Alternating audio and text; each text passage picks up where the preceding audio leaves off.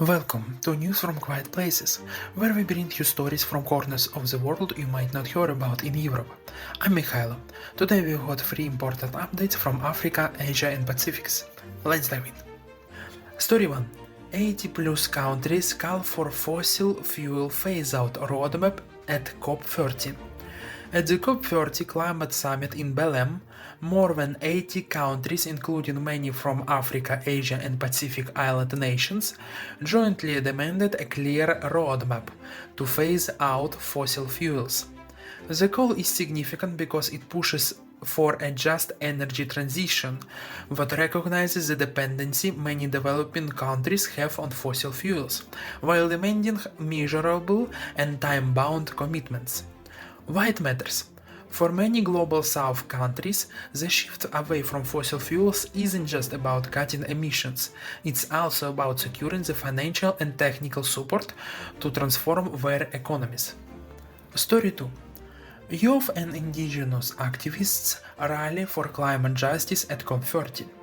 During the COP30 negotiations, youth activists and indigenous representatives are leading passionate interventions, warning that our future is being burned down by continued fossil fuel dependence. These groups are also raising concerns about the rising security presence at COP30, calling out limitations on protest and civic space. Why it matters? The voices of the younger generations and indigenous people are increasingly central in climate diplomacy, where moral framing and pressure could shift how countries commit to climate finance and transition strategies. Story 3.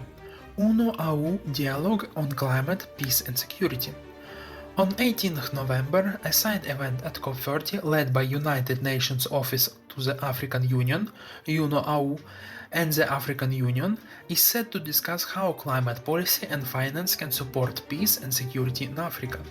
The dialogue aims to catalyze readiness by exploring how to scale financing and programs that link climate resilience with conflict prevention and peace building.